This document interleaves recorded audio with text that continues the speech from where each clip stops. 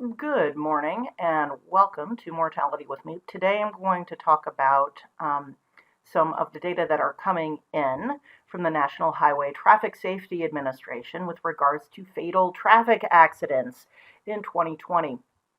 And I linked to these, so I'll show real quick, in Actuarial News.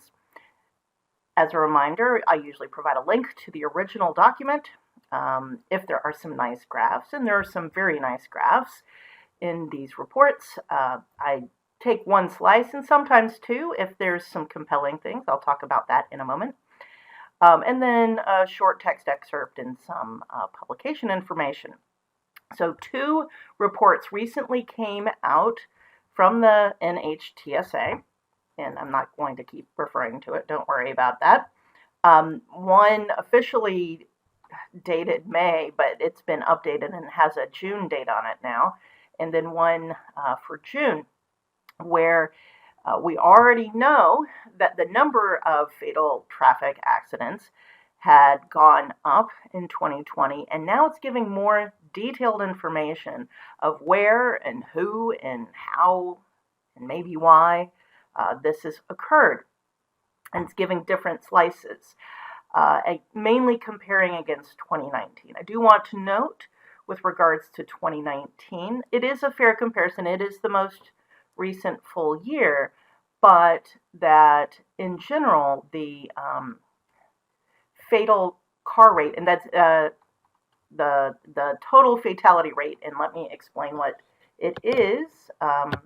So for mortality, speaking as a life actuary, generally, you die or you don't. And the mortality rates we're looking at is number of deaths per population that's relevant. Usually an age group, could be, by sex, could be by race, could be by all sorts of things, could be state. In any case, it doesn't matter. It's per number of people. But for total fatality rates for traffic accidents, usually we go by VMT, which is vehicles miles traveled.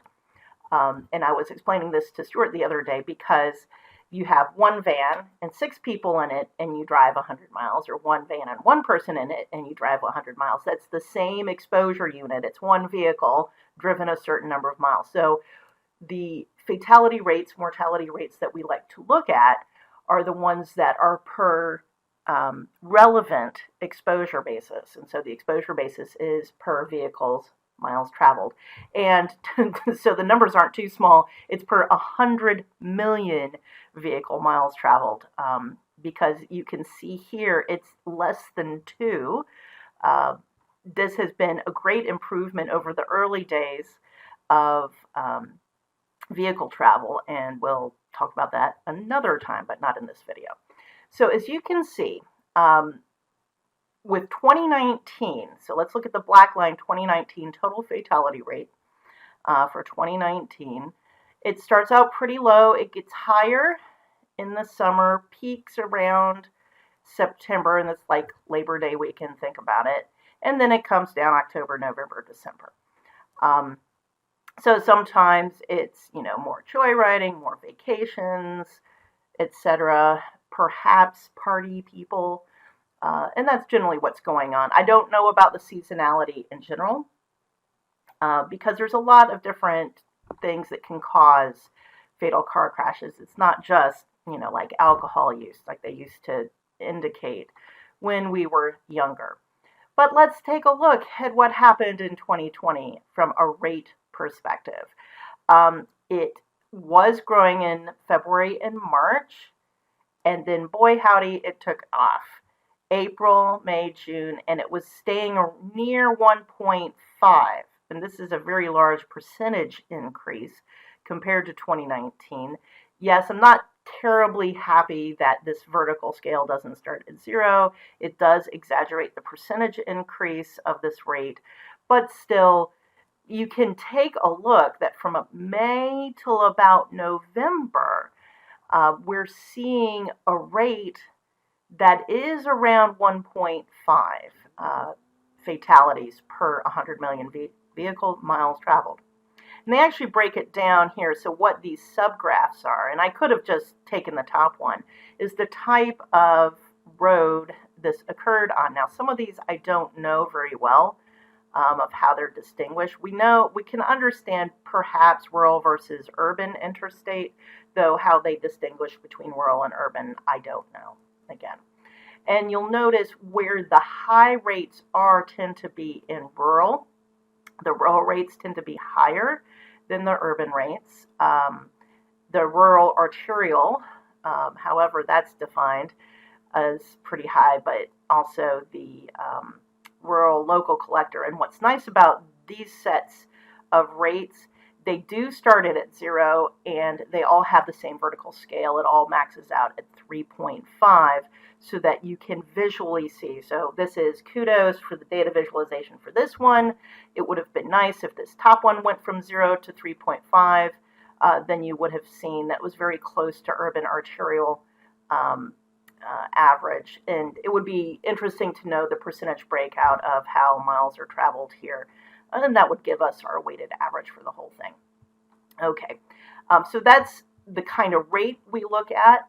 But there were other rates they look at, and here's from the June data, or including the fourth quarter. They had some data that come from the EMTs or EMS systems, and I'm sorry for being redundant there.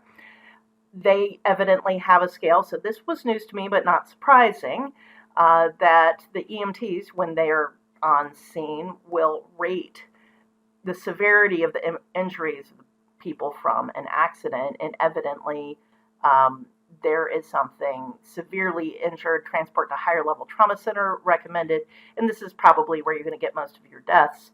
You see that, and this is by week. Before we were seeing it by month, so this is by week, and so we can see, and if I remember, so this is, again, around May, we really see this shoot up. It comes down after that.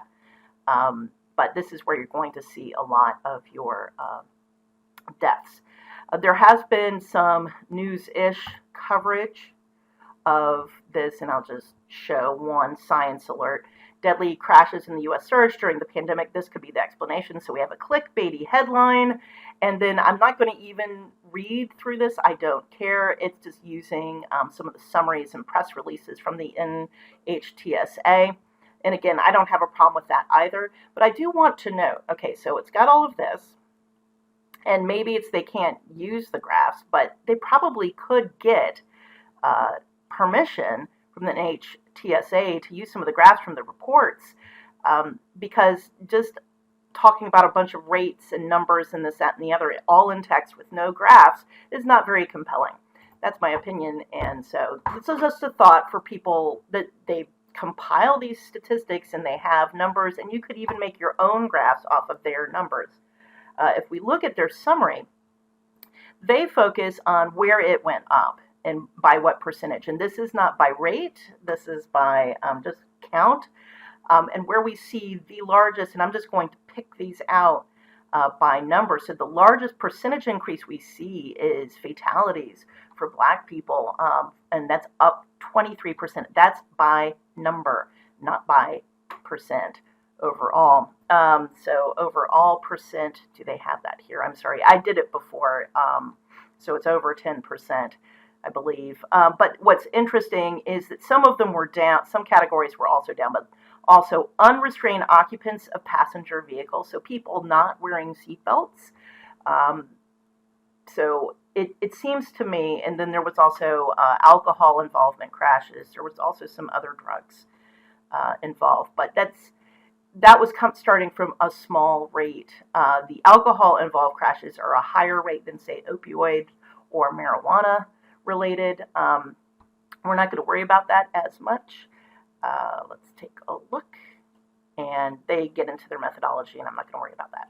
A lot of the data from our reports here, we get the 2019 numbers and 2020, though often they'll do percentages of composition and not the count, and then they highlight the ones that are noticeably different.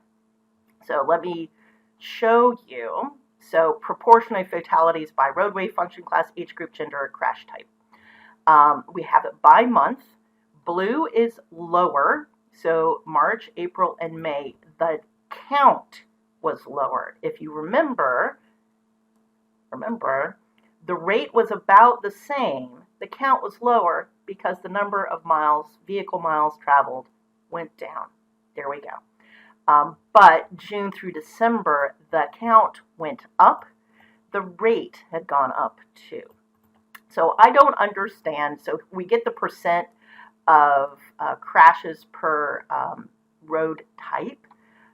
Again, rural versus urban interstate, I think I understand, but what we can see is a lot of these are rural arterial, these non-interstate, and so they may not even be at like the local roads. I'm assuming those are the ones that generally have lower speeds, like 35 miles an hour.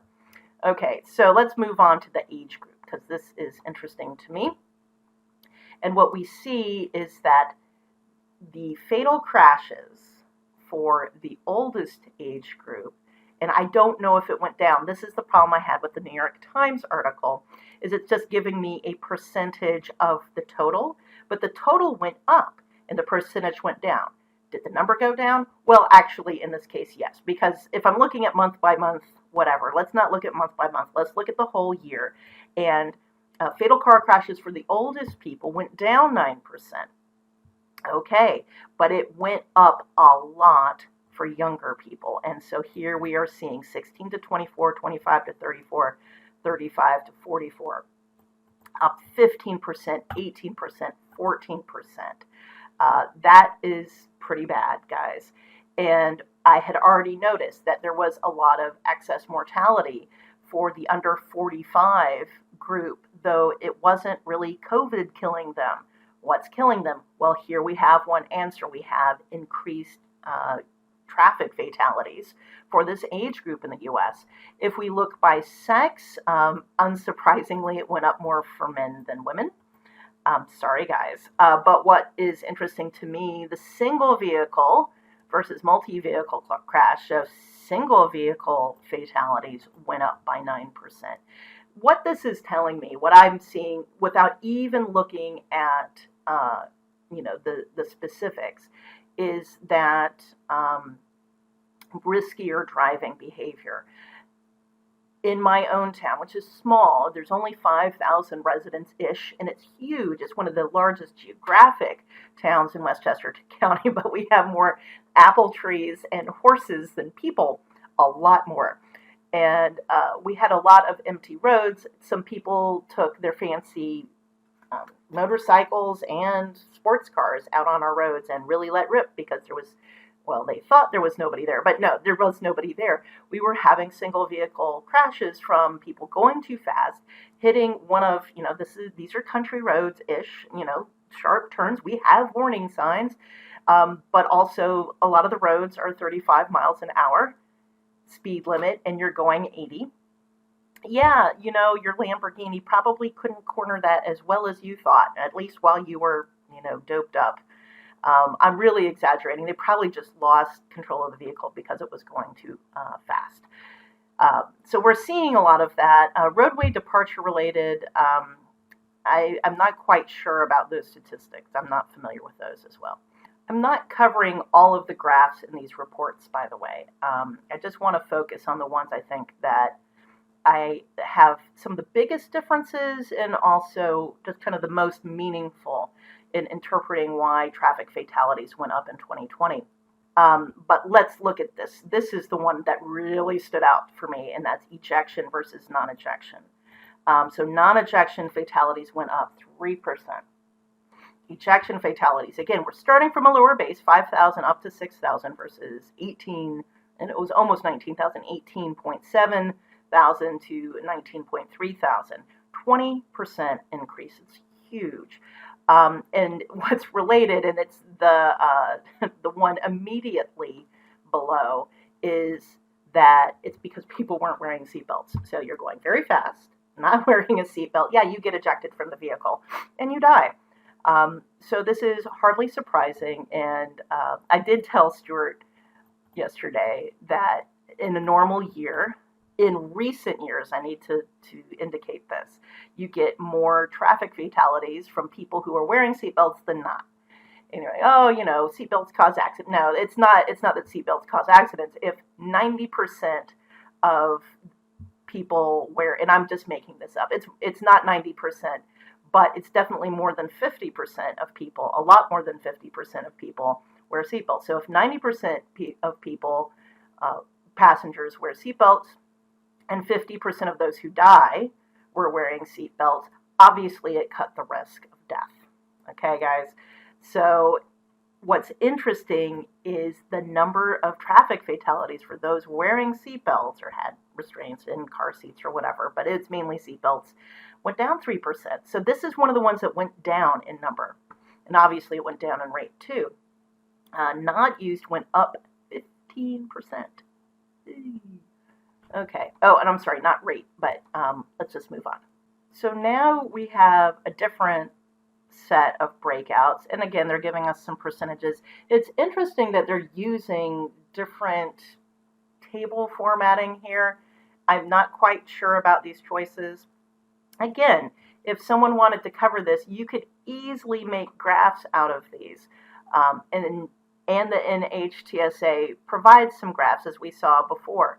I still think making just a small graph, and of course the services like Data Wrapper and Tableau and all of that would love media to use their software to easily make good-looking graphs. It's better looking than Excel, and you can embed it in your website. I just use Excel for the most part. It does line graphs just fine. In any case, so if we look at type, we've got motorcyclists, pedestrians, petacyclists, and I find that interesting that they are distinguishing that from motorcyclists, but you'll notice a lot more people die on motorcycles, and actually just regular pedestrians, a lot more pedestrians die than even motorcyclists. But yeah, those who are pedaling on bikes, actually there aren't as many fatalities, but then there's not as many people doing that as the other ones. Involving large trucks and alcohol related. So I want to point out the involving large trucks went down. So anywhere it goes down, and you probably already see another one that went down by a lot. And I'll talk about that in a moment. So that went down 2%. What went up? We saw motorcyclists go up 9%, alcohol related up 9%, and even just being pedaling on a bike up 5%. I would call, even though this is marked 0 in red, because it did go up positive, and they did bold this, I think that to indicate it was statistically significant. But something can be statistically significant, but not really a large magnitude effect. And so there was not much of an increase. It's 11 people. It made a lot of difference to those 11 people, I am sure. But it's pretty much flat for pedestrians, and it went up for some categories that were already pretty risky, and interestingly went down for large trucks.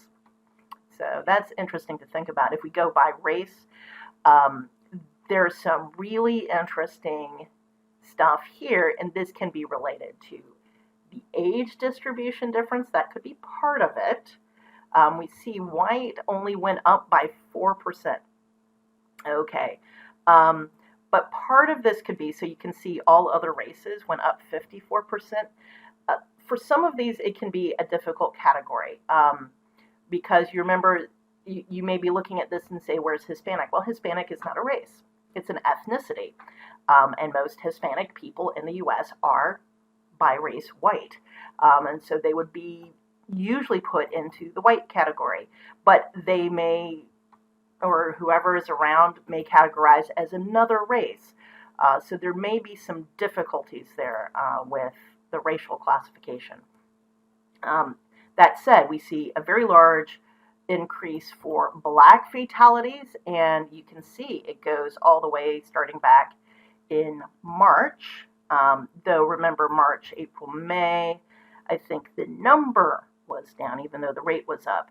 And then once we got into summer and to fall, we saw the number go up for everybody. So we have that, and we have it going down 29% for Asian Pacific Islanders.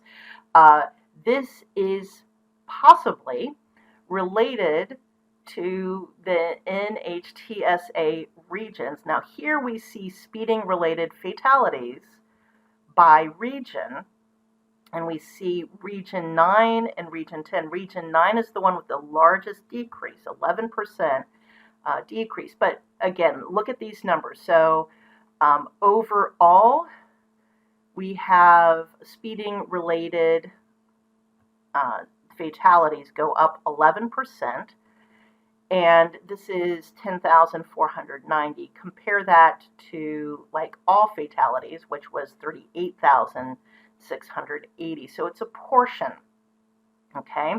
But so what's region 9? And this is why I mention there may be a relationship between the racial statistics we see and then the specific regions, because the races are not distributed equally across the United States among states. In region 9, I looked it up, and unfortunately there's not a nice map in this report. There are in some other NHTSA reports. This is based on where the NHTSA offices are and what regions each office is in charge of. And region 9 is in charge of California, Arizona, Hawaii, and all the Pacific territories. So you might understand most of the Asian and Pacific Islanders. It's not just California and Hawaii, but there's a high percentage, and especially on the Pacific territories, a high percentage of their populations are Pacific Islanders or Asian. So some of this can be related to geography. It might not have, the race difference indications may be more of a regional differentiation, because most Black people, now that we don't have a split out Black people by region who died, and this is speeding related, not any related. So I don't have the numbers here by region overall. That's what it is, what they provided. There are other. I'm not pulling my own data right now.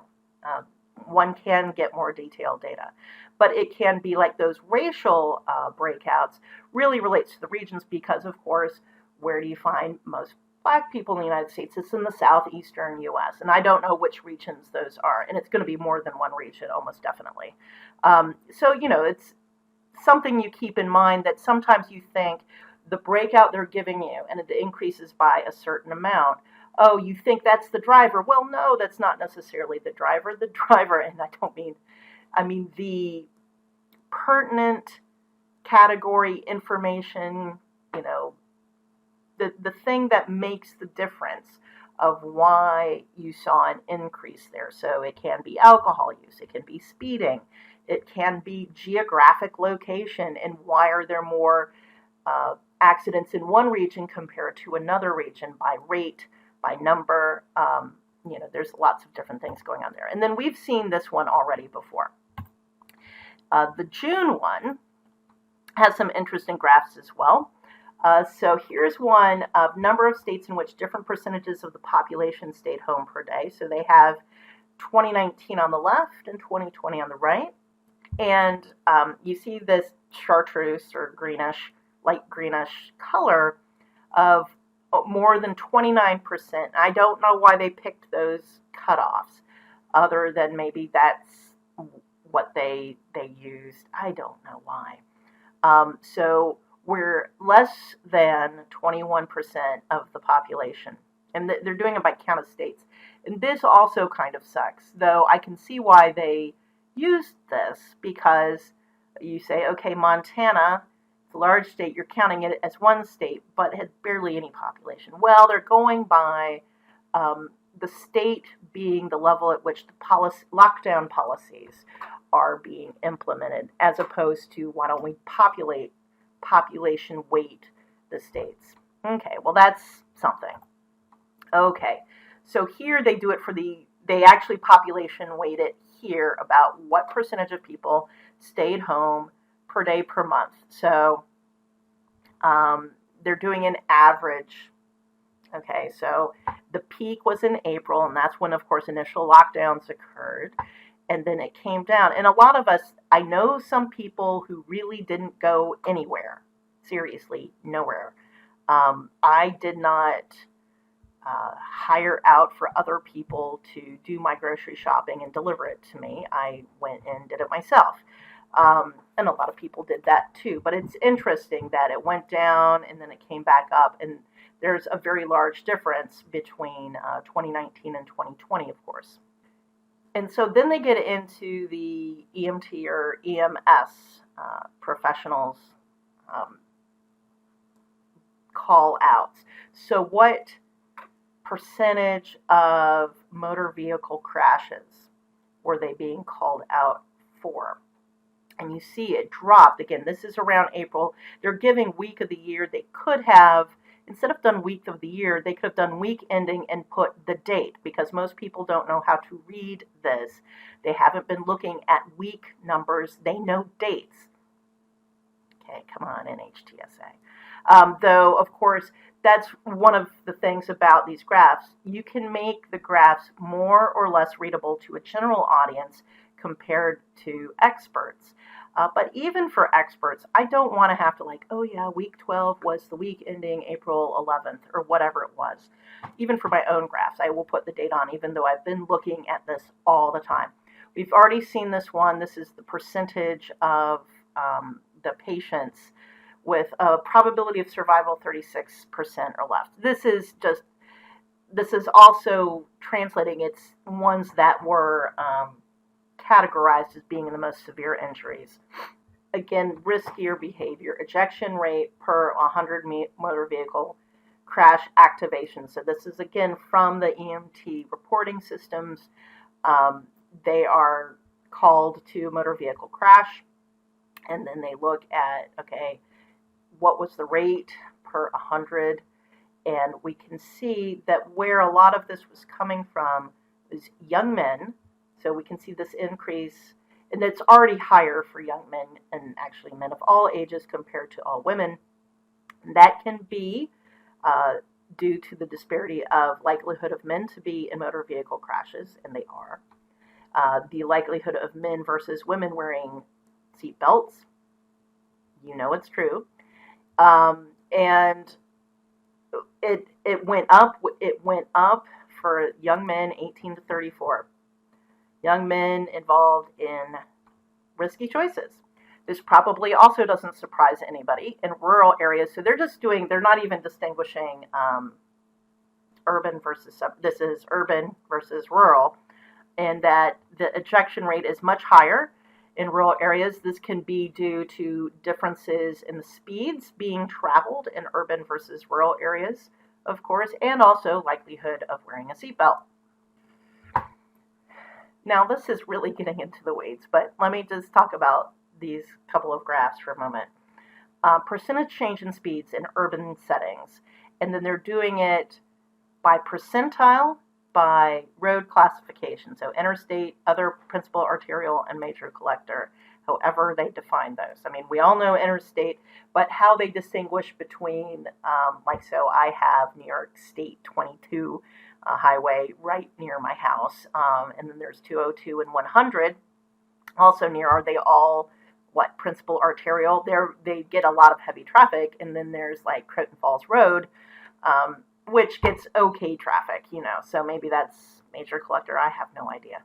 In any case, I guess they had to have collected what the speeds were in certain portions. And what's interesting to me is the first percentile and 15th percentile, definitely for the interstate, going up by a lot. And I can probably explain that. 50th percentile, yeah, I mean, some of these went up by a little. But at the upper end, it didn't go up by a huge amount. So yeah, some people were speeding more. But I think the main explanation, especially for the first percentile and 15th percentile, old people weren't driving as much, okay? Yes, old people drive slower. They have slower reaction times. They can't drive as fast because they can't react to hitting the brake pedals. I mean, if they drive faster, they're much more likely to end up in accidents anyway. So, driving faster definitely wouldn't help older people. I'm not saying they should be driving faster. They probably can't. Now, a lot of them weren't driving at all during 2020. And therefore, who's left on the road to be the slow drivers? People like me, hey, where I'm not really speeding or anything. So I'm in a minivan, so I don't have a lot of get up and go. If I have to accelerate, it doesn't accelerate very rapidly. So I'm bringing up the 15th percentile because all the other people who used to be the 15th percentile are now gone. So that's urban. So let's take a look at rural. And that's what's really interesting to me. Basically, no difference in speeds on the rural highways for interstate and other principal arterial.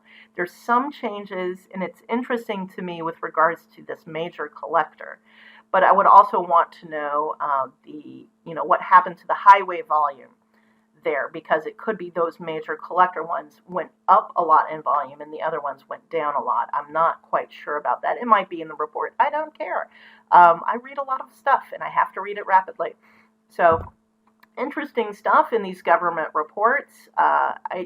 The NHTSA does collect a lot of data, and of course there's a lot of interest from people. So I have a mortality trend thread, non-COVID mortality, at the GoActuary website, and I did post a link to these reports and pulled out the summaries as they had before, with some of the graphs. So if you're interested in following mortality trends other than on actuarial news, you can also follow them on GoActuary, because often if I find whatever the mortality result to be interesting, which is not necessarily true for actuarial news, I will capture things that are not necessarily that interesting, could be very boring results, but I'm just keeping an eye on a trend. But if I find it interesting, I will put it in the GoActuary thread. So that's another place to look for it, and I will provide those links in the video description. So see y'all another time.